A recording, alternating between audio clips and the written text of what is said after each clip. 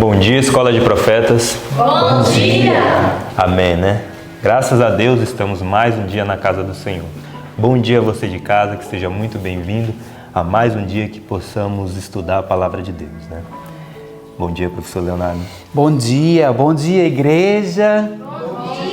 Bom dia, você que está em casa. Como é bom acordar com alegria e não só isso, mas estudar a palavra do Senhor Deus, o Deus eterno, aquele que te protegeu durante a noite. Então, olha que coisa boa, encheu o nosso coração com a palavra de Deus. Louvado seja Deus por isso. Espero que você aí em casa tenha se levantado de madrugada, tenha abrido a palavra do Deus eterno e estudado como nós fazemos aqui. Lembre-se, nós iremos para o mesmo lugar, para o céu, e você também tem que estar lá pela graça de Deus. Então não deixe de fazer seu ano bíblico, continue fazendo, vá fazendo, que sua mente vai ficar outra coisa. E não só isso, o conhecimento que você aprende, mande para outras pessoas também, compartilhe também para outras pessoas, para que outras pessoas possam ver a grandiosidade que Deus tem para a vida dela. Então nesse momento eu convido tanto vocês que estão aqui na casa do Deus Eterno e você que está em casa também, a ajoelharmos e falar com o nosso Deus. Vamos lá?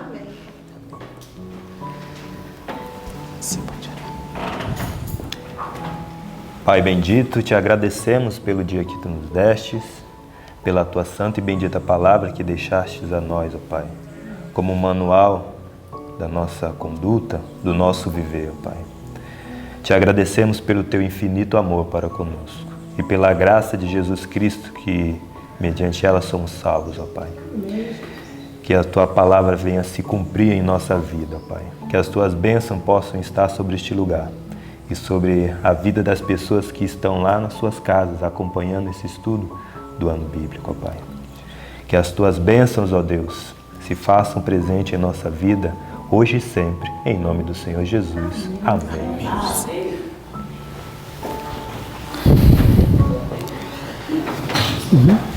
Bom, e nesse momento, vamos louvar ao nosso Deus com o hino de número 234, Ó Dia Feliz.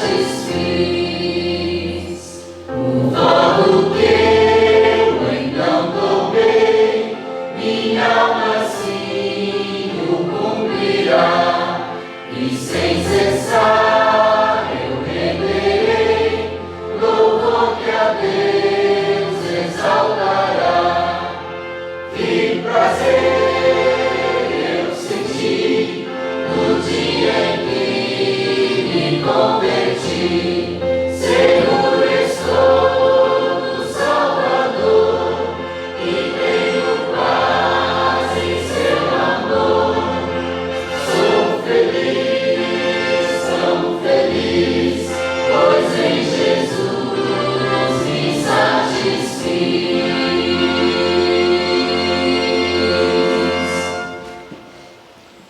E nesse momento chegou, é uma parte que eu gosto muito. Eu não sei se você já analisou esse texto de Romanos 8, 38 e 39, a grandiosidade que ele tem, diz que nada nos poderá separar do amor de Deus. Que coisa maravilhosa encheu o nosso coração com esse texto. Por isso que a importância de decorarmos o texto, os versos aqui na casa do Senhor Deus, né? Então vamos lá, irmão Luan. Vamos. E o texto se encontra lá no livro de Romanos, no capítulo 8, os versículos 38 e 39. Vamos juntos no 3? 1, 2, 3. Romanos 8, 38 ao 39. Porque estou certo de que nem a morte, nem a vida, nem os anjos, nem os principados, nem as potestades, nem o presente, nem o porvir, nem a altura, nem a profundidade, nem alguma outra criatura nos poderá separar do amor de Deus que está em Cristo Jesus, nosso Senhor. Romanos 8, 38 ao 39. Romanos 8, 38 ao 39. Porque estou certo de que nem a morte, nem a vida, nem os anjos, nem os principados, nem as potestades, nem o presente, nem o porvir, nem a altura, nem a profundidade, nem alguma outra criatura nos poderá separar do amor de Deus que está em Cristo Jesus, nosso Senhor. Romanos 8, 38 ao 39. Romanos 8, 38 ao 39.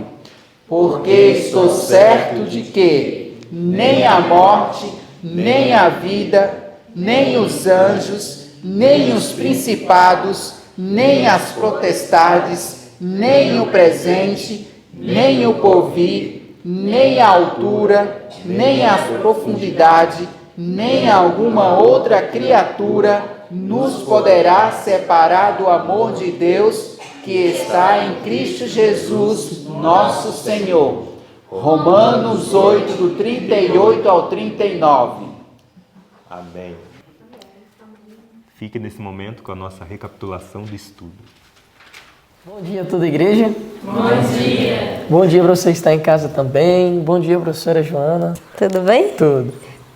Vamos lá estudar a palavra do Senhor? Vamos sim. Tá animado? Sim. Amém, irmão?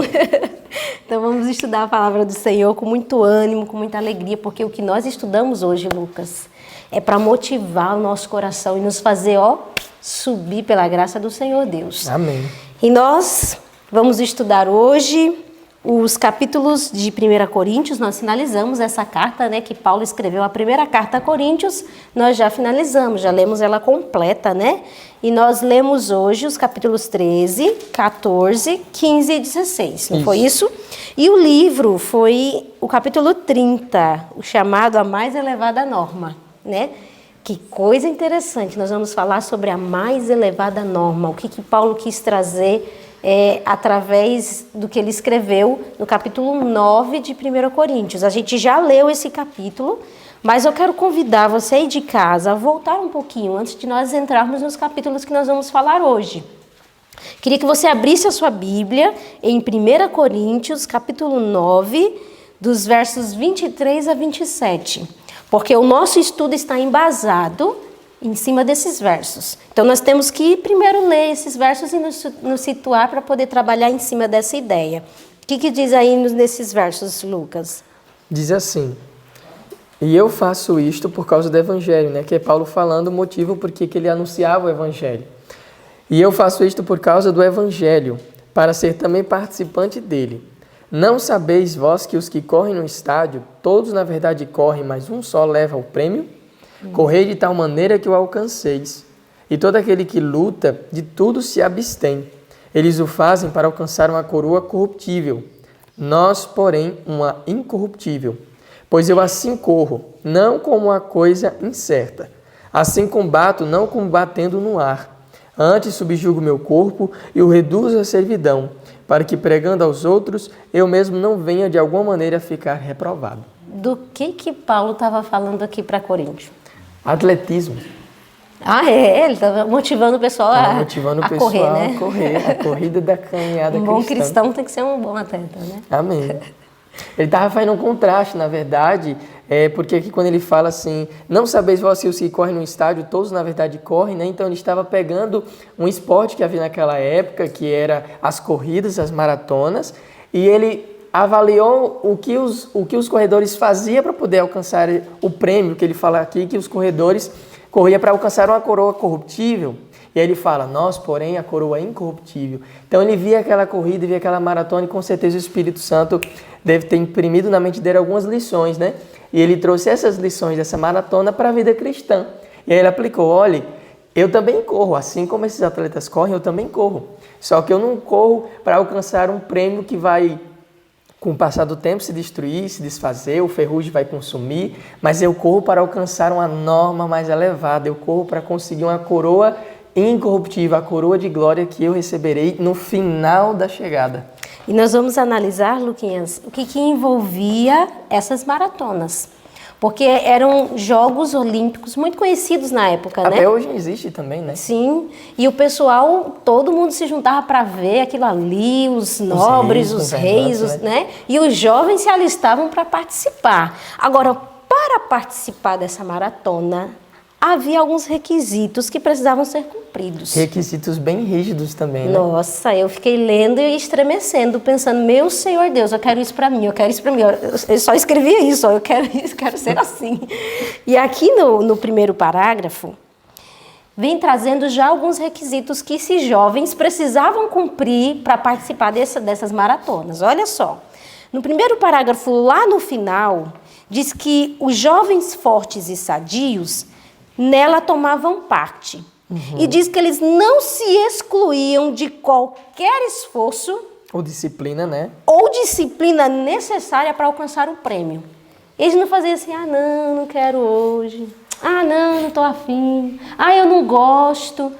Eu não tenho dom, não tenho talento. Não tinha essas desculpas. Diz que eles não se excluíam de qualquer esforço ou de qualquer disciplina necessária para alcançar o prêmio. O foco deles era o prêmio, né? Eles estavam focados, de fazer o que fosse preciso para poder chegar naquela coroa, conseguir não só a coroa, professora, que como a gente vai ver aqui no decorrer do estudo, eles não só recebiam a coroa e recebiam aquela palma de vitória na mão direita, mas eles também eram reconhecidos por todas as autoridades em sua cidade. A sua cidade ficava famosa pelo fato daquele corredor ter conseguido ganhar aquela maratona. Ficava reconhecido e ficava trazendo para nossos dias, ficava com fama, né? Ficava com muita fama. E continuando os requisitos, aqui no segundo parágrafo, diz que essas competições eram regidas por regulamentos estritos.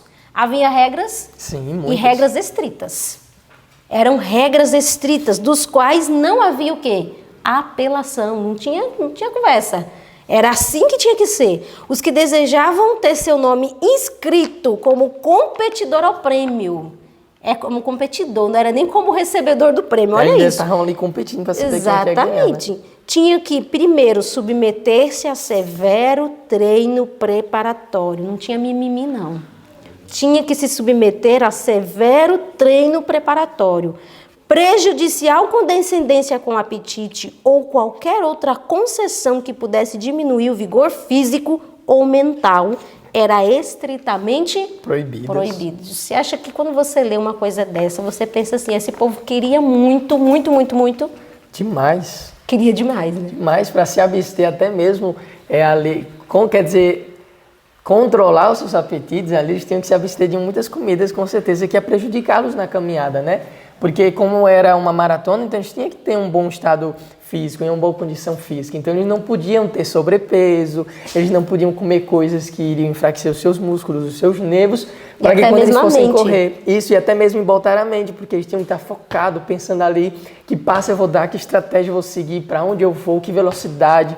Então teria que ser assim um preparo severo. Muito severo. Igual como acontece hoje, né? Sim. Por exemplo, quem é jogador de futebol ou até mesmo atleta, eles também têm toda essa questão de treino, preparação, acordar de madrugada para poder se preparar para quando chegar o dia do campeonato estar pronto e conseguir obter a vitória. Mas será que eles não ficavam cansados? Oh, com certeza. Será que tinha algum dia que eles acordavam assim meio desanimados e diziam, hoje eu não vou fazer nada, eu não tô afim. Demais, né? Até porque isso é normal de todo ser humano, né? Mas o foco, como era o prêmio, então era o prêmio que os motivava a fazer todo esse sacrifício. Então tinha uma né? disciplina necessária. Tinha uma disciplina necessária. E diz aqui, no final desse parágrafo que eu comecei lendo, diz que cada movimento tinha de ser exato.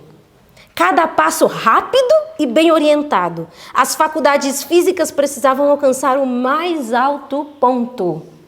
Gente, que extraordinário isso aqui. E o que eu achei mais incrível, Lucas, é que mais à frente o livro vai dizer que eles corriam não sem risco. Isso, tinha muitos Havia riscos. riscos. Que riscos eram esses? Eu posso comentar essa parte que eu achei bem interessante. Também fiquei pensando assim, rapaz, se fosse eu, não ia também não nessa corrida não, viu? Porque, misericórdia, o povo ali morria na corrida, rapaz, olha só. Davam a vida por isso. Nessas competições havia grandes riscos. Alguns jamais se refaziam do terrível esforço físico, né? Com certeza devia ficar ali com alguma... Depois, né, da competição, alguma sequela, algum nervo ali machucado, porque eles faziam muito esforço, né? Não era incomum pessoas caírem no percurso, sangrando pela boca e nariz. Misericórdia. Então, as pessoas, elas corriam tanto, tinham tanto esforço tão grande físico, que eles já chegavam ali já morrendo, já saindo sangue pelo nariz, pela boca. Porque já havia vindo de um preparo, muito severo. severo. Aí Isso. chegando o dia da corrida, eles tinham que dar tudo de si. Aí agora chegou outra parte. E algumas vezes um competidor caía morto quando estava para alcançar o prêmio. Estava ali perto da linha de chegada, pé e puf, caía, morria. Será que eles não sabiam disso? Com certeza sabia, né? Mas mesmo assim eles queriam, porque era algo que ia trazer honra para eles e honra também para, quem sabe, também para sua família, que talvez era humilde, era pobre, e isso ia trazer muitos benefícios para eles todos, né? Mas a possibilidade de dano para o resto da vida ou a própria morte não eram olhados como risco grande demais por amor da honra reservada ao vencedor, aquilo que eu falei. Então ele não estava nem aí, eles diziam, não, se for para morrer eu morro, mas eu quero conseguir vencer, eu quero ganhar, eu quero trazer essa honra para o meu país, para a minha família também. Sabe o que eu aprendi com isso, Lucas? Que quem acredita, investe. Investe com a própria vida. E derrama até o próprio sangue. Derrama o próprio sangue. E não olha isso como risco. Não olha isso como desvantagem. Porque crê naquilo com toda a sua força, com toda a sua alma. E ele vai até o fim, dando tudo dele. E era isso que esse povo fazia quando corria. Agora, o que eu fiquei mais impressionada era o prêmio. Falei, não, eu não correria por esse prêmio. Era muito simples, né? Eu não correria por esse prêmio.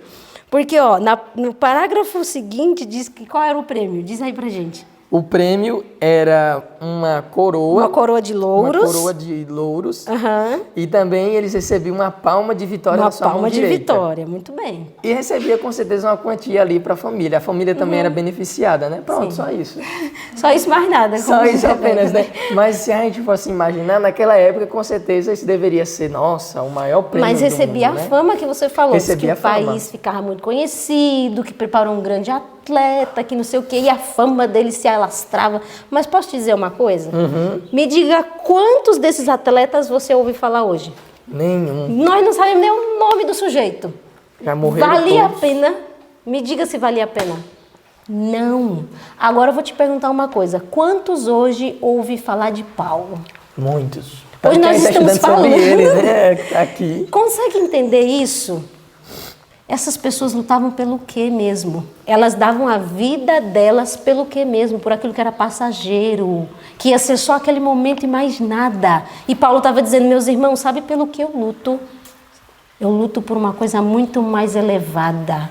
Eu corro por uma coisa muito mais elevada do que vocês nem conseguem imaginar. E até hoje a gente ouve falar do nome de Paulo, conhece a história de Paulo, estuda sobre Paulo. Por quê mesmo? Porque ele lutou pelo que realmente importava, pelo que era eterno. E o que Paulo estava querendo ensinar ao usar essa história da corrida, né? Ao fazer esse paralelo entre a corrida, a maratona e a vida cristã. O que ele estava querendo ensinar ao povo de Corinto? Bom, a igreja de Corinto era uma igreja muito problemática, né?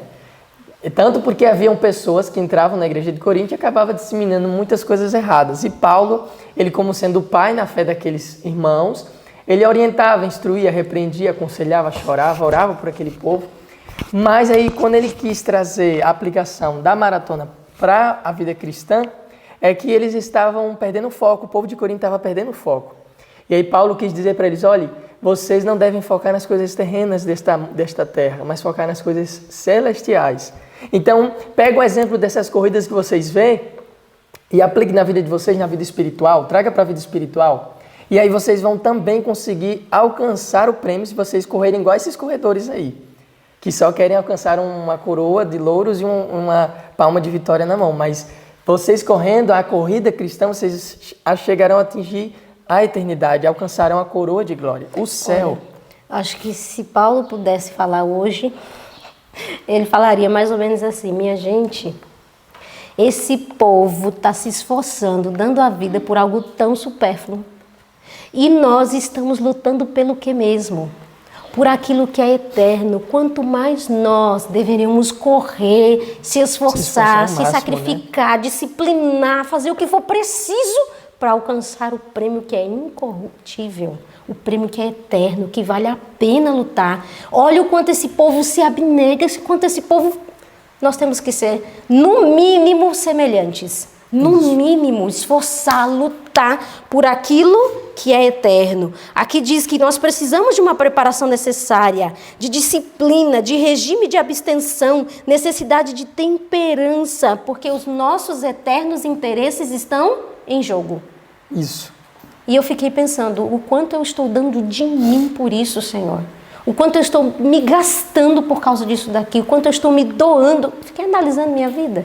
Será que eu estou seguindo isso daqui, entendendo isso daqui, que a minha vida não faz questão de nenhuma frente a esse propósito ao qual o Senhor Deus colocou na nossa vida?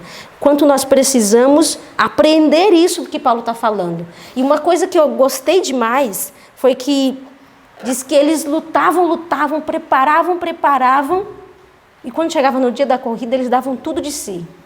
Mas quando chegava nos últimos passos, estava dando os derradeiros passos. Essa parte olha é isso interessante aqui, também. isso aqui é demais.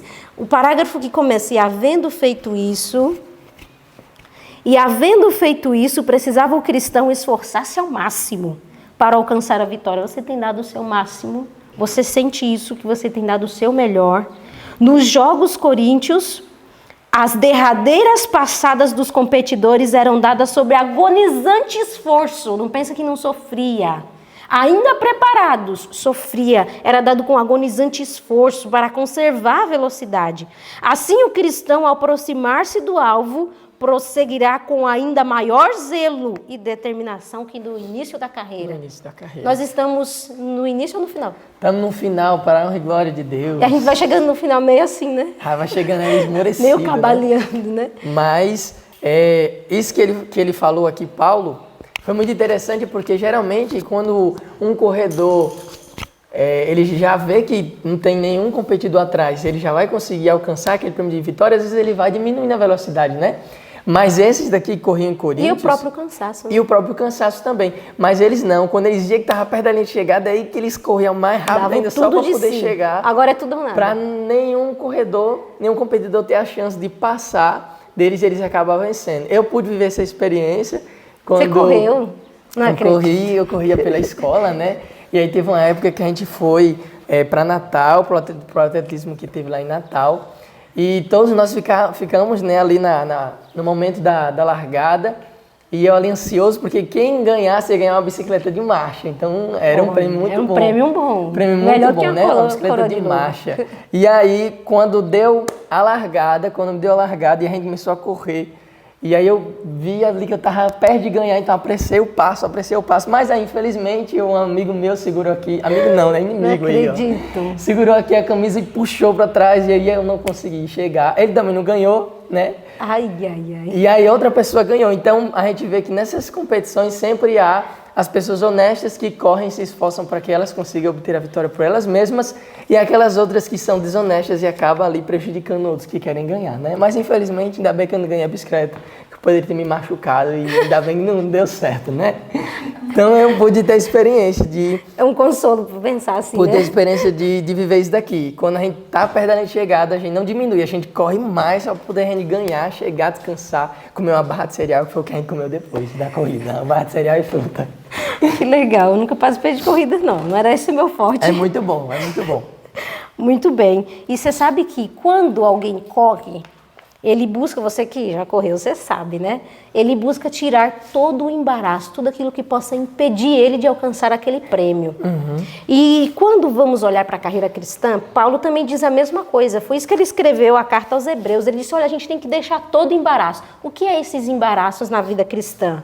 Aqui, se você abrir sua Bíblia em Hebreus 12, mas aqui no livro também traz essa referência. Isso, traz os nomes citados. Diz que a inveja, a malícia, ruins suspeitas, maledicências, cobiças, tudo isso é embaraços para atrapalhar a sua carreira cristã, a sua corrida cristã, para que você não chegue no prêmio. E nós precisamos vencer esses embaraços, seja qual sacrifício for necessário fazer. Senão eles vão nos vencer, né? Exatamente. Vai nos impedir Lembra de ganhar. Jesus? Se o teu olho te faz pecar, arranca esse danado, joga ele fora. Alguns pensam que é literal, né? Mas calma, não vai arrancar o seu olho, não. Jesus estava só querendo dizer isso daí que a professora está falando, né? Tirar os embaraços da vida espiritual. Até o livro fala também que o pecado acariciado, ele acaba também sendo um embaraço na vida do cristão e acaba sendo uma pedra de tropeço. Mas eu tenho que ler isso que você está falando. Porque aqui, ó, no parágrafo que começa na Epístola aos Hebreus, na página 312, lá no final diz assim, ó, cada hábito ou prática que conduz ao pecado e leva à desonra a Cristo precisa ser posto de lado, seja qual for o sacrifício. A bênção do céu não pode acompanhar qualquer homem em violação dos eternos princípios da justiça. Você consegue entender isso? A bênção do céu não acompanha qualquer homem em violação dos eternos princípios da justiça. Agora, isso aqui eu grifei, Lucas, porque isso aqui me impactou demais. Um pecado acariciado. Precisa de muitos? Não, só apenas um. Só uma miséria. Um pecado acariciado é bastante para promover a degradação do caráter e ainda desviar outros. Aquele da influência, né? Que miséria. Aquele da nossa atmosfera e da nossa influência. O quanto a gente precisa lutar contra a gente mesmo. E você sabe que essa luta, ela não é uma luta de um dia, de 2 dias, de um mês, um ano. Uma vida toda. É de uma vida toda, sem tréguas, sem um momento de paz. É uma luta que você tem que lutar todo tempo, toda hora, todo instante, a todo segundo. Você tem que estar lutando. Enquanto nós vivemos neste mundo, será assim. Isso. E aí, professora, lembrando ainda da corrida, a gente via que nessas competições que acontecia lá em Coríntios, as maratonas, a gente via que só apenas um ganhava. Todos corriam, todos todo mundo se preparava, mas só um ganhava. Igual como teve na corrida, só um ganhou a bicicleta de marcha. Você se esforçou, preparou. Se esforcei, mas não ganhou, mas infelizmente o que ganhou foi muito bom. E aqui tem um texto que chamou muita minha atenção, que disse assim, ó. Não importa com quanto entusiasmo e ardor tivessem corrido os competidores, o prêmio seria apenas de uma pessoa só. Só apenas de uma pessoa. Só que na vida cristã, essa realidade ela muda. Glória na vida a cristã, Deus. Todos aqueles que correm a carreira cristã irão obter o prêmio da vitória, que é a coroa da vida eterna, né? Tanto que aqui fala assim, ó, tal não é o caso da milícia cristã. Ninguém que se submete às condições ficará desapontado ao fim da carreira. Glória então a Deus. você, meu irmão, que está nessa caminhada, que está nessa carreira, não se desanime, porque quando você chegar lá naquela linha de chegada, Jesus mesmo vai colocar a coroa sobre a tua cabeça. Amém. Ele vai te dar a vitória. Ninguém não é dos ligeiros a carreira, nem dos valentes a peleja. O mais fraco dos santos, bem como o mais forte, pode alcançar a coroa de glória imortal. Podem vencer todos os que, pelo poder da divina graça, conduzem a vida em conformidade com a vontade de Cristo. Com a vontade de quem? Com a vontade de Jesus. Ele é o nosso general. Minha gente, vocês acreditam nisso daqui? Neuzi, isso aqui é real. Todos podem vencer. Viu, Bianca? Viu, Rai? Todos podem, nós podemos vencer. E todos podem receber o prêmio. Nós não estamos correndo em vão. Como isso encheu meu coração hoje. O quanto nós podemos ter a certeza que o nosso capitão não nos deixará desapontados. Nós não vamos chegar no final da nossa vida, se nós lutarmos pelas coisas do Senhor, nós não vamos chegar no final da nossa vida dizendo assim, ai, foi inútil isso que eu fiz, foi em vão. O que valeu a pena? Pelo contrário, vai valer muito a pena e nós temos que crer nisso. E também cada ato, o livro disse aqui que cada ato acrescenta seu peso na balança que determina a vitória ou fracasso na vida. Cada ato meu vai pesar na balança se eu vou ter a vitória ou se eu vou ter o fracasso. Cada ato de cada um de nós, assim como era dos corredores. Se eles não se esforçassem, eles teriam fracasso. Mas se eles se esforçassem, eles poderiam ter a vitória. Mas o nosso é a certeza da vitória. Se nós se esforçar, nós vamos ter a vitória. Não se, mas vamos ter a vitória. Glória Já a Deus. temos a vitória em Jesus. Nós só vamos ver essa vitória sendo concretizada quando chegarmos lá no céu. E tem uma frase que casa exatamente com o que você está dizendo, e eu acredito que é no final desse parágrafo mesmo que você está lendo, e diz assim que a recompensa dada aos que triunfam será proporcional que a energia e fervor com que lutaram. Se luta pouco, recebe pouco. Se luta muito, recebe muito. Então, se você quer receber muito, lute muito. Se esforce muito. Porque as palavras de Paulo foi subjugo o meu corpo. O que significa isso? Literalmente significam repelir por severa disciplina os desejos, os impulsos e as paixões. Era literal, então, essa palavra que ele falou. Sim. Subjugo o meu corpo e eu reduzo a escravidão, né? Então, ele reprimia ali da sua vida tudo aquilo que era repugnante à presença de Deus. Ele tirava ali da vida dele. Com certeza devia ser através de muito jejum, muita oração, Muita luta. muita consagração que ele lutava, né? E isso pode acontecer comigo e com você, porque nós também temos as nossas fraquezas, temos as nossas paixões, nossas tendências pecaminosas, mas não quer dizer que a gente deve permanecer oprimido por essas falhas nossas, né? Nós podemos sim repeli-las na nossa vida pelo poder e a graça de Cristo e sermos como o nosso irmão Paulo, que foi um grande homem de poder e de oração, com certeza. Viu? Aquele homem fazia coisas tremendas para a glória de Deus. E nós também podemos. Nós Aqui, podemos também. na continuação da carta a Coríntios, no capítulo 10, agora Paulo vai trazer o exemplo de alguém que correu e morreu no meio do caminho. No deserto, inclusive. No né? deserto, que Os tombaram. E aí ele fala, minha gente, presta atenção, a gente tem exemplo lá para trás, ó. Ele disse, ó, nós temos um farol de advertência de pessoas que erraram e que pararam no meio da jornada. Vocês querem ser assim?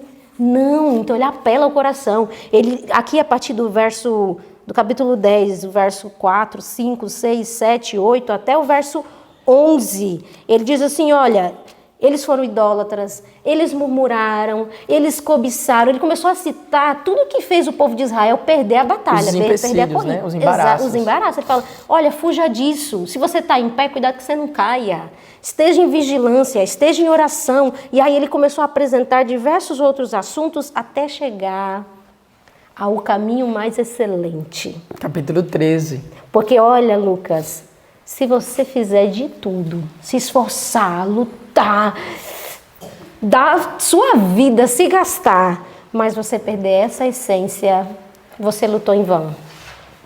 Porque presta atenção, aqui no capítulo 12, no verso 31, ele fala assim, agora eu vou mostrar para vocês o caminho mais excelente.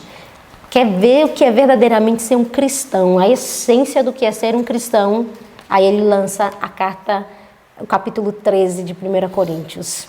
Com essa palavra que a senhora falou agora, que não adianta apenas a gente se esforçar, dar o nosso máximo, se não tiver o principal dom, que é o que Paulo vai falar aí no capítulo 13, né? O principal dom. E aí eu gostaria de ler esse texto, que vai dar uma combinação perfeita com esse texto. Eu acho que é o mesmo que eu também quero ler. Diga aí. Uma mera profissão de fé em Cristo, um presumido conhecimento da verdade, não torna um homem cristão. Uma religião que busca apenas o deleite dos olhos, dos ouvidos, do paladar, ou que aceita com descendência própria, não é a religião de Cristo se não tiver o amor de Deus no seu coração. Exato. Não adianta só apenas conhecer de Jesus ou falar de Jesus. Tem que ter isso daí que Paulo falou, o dom supremo, o amor para com o Senhor e para com os nossos semelhantes. E na página 318, para completar isso que você está falando, diz assim, ó, não importa o quanto possa prometer, aquele cujo coração não está cheio de amor a Deus e aos semelhantes não é verdadeiro discípulo de Cristo. Embora possua grande fé e tenha poder até para operar milagres, sem amor, sua fé será de nenhum valor. Poderá ostentar grande liberalidade, mas se por qualquer outro motivo que não o genuíno amor entregar todos os seus bens para sustento dos pobres, o ato não o recomendará ao favor de Deus. Em seu zelo, isso aqui eu achei extraordinário, em seu zelo poderá mesmo sofrer a morte de mártir, mas não sendo impulsionado por amor, será considerado por Deus como iludido entusiasta ou ambicioso hipócrita. Você tem noção do quanto se perde a essência do cristianismo sem o amor. É assim que Deus avalia.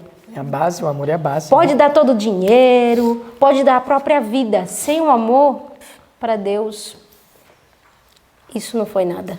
Até mesmo ser um mártir, se não for por amor a Cristo, morreu iludido. Morreu iludido ali, morreu por uma intenção errada. Porque nosso Deus, ele vê as intenções do ser humano. Exatamente. E ele, sabendo da intenção que você tem no seu coração, ele vai julgar de acordo com essa intenção que você tem. Se você morreu por amor a Cristo, tudo bem. Glória ao nome de Deus. Mas e se você morreu para chamar a atenção? Se você morreu para querer para si a glória? Morreu iludido. Morreu sem a base principal do cristianismo, que é o amor para com Deus.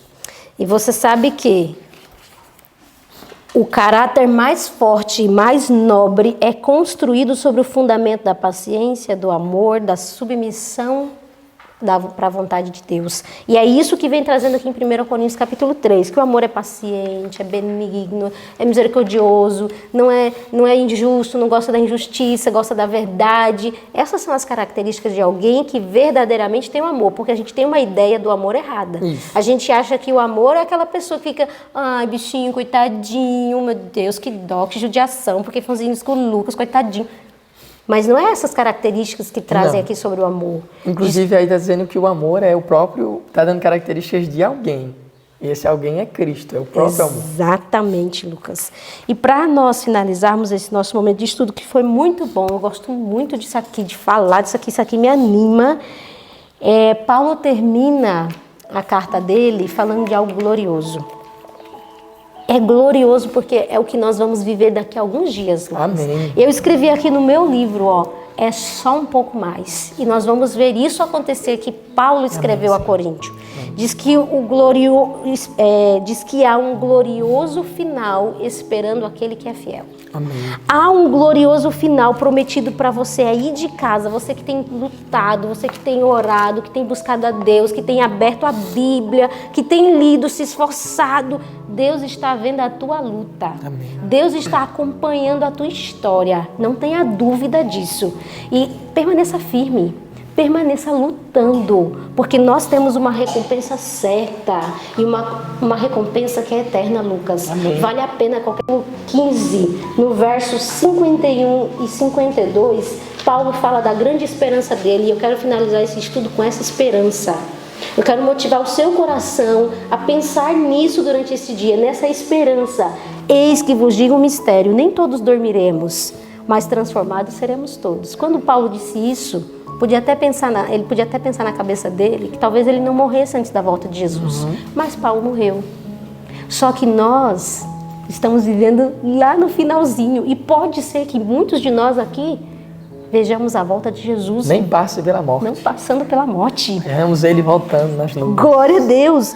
Olha, ele diz aqui, nem todos dormiremos, mas transformados seremos todos. Num momento, num abrir e fechar de olhos, ao ressoar da última trombeta, a trombeta soará, os mortos ressuscitarão incorruptíveis e nós seremos transformados. Glória a Deus, eu quero viver esse momento. Amém. E nós temos que ouvir essa seguinte frase. Nós temos que dizer na realidade: tragada foi a morte pela vitória. Onde está, ó morte, a tua vitória? Onde está a morte, o teu aguilhão? O aguilhão da morte é o pecado e a força do pecado é lei. Mas o Senhor viu o nosso trabalho e não foi em vão. Nós receberemos essa recompensa se permanecermos fiéis até o fim. Que você permaneça lutando, que você permaneça buscando a Deus, vencendo, porque aí no final nós receberemos a coroa incorruptível e vale a pena demais. Vale a pena vivenciar esse momento que está escrito aqui que vai acontecer. Amém. Então quero convidar você aí de casa, nesse momento, orarmos e pedirmos a Deus a força e a coragem que nós precisamos para enfrentar o dia de hoje. Amém, Senhor.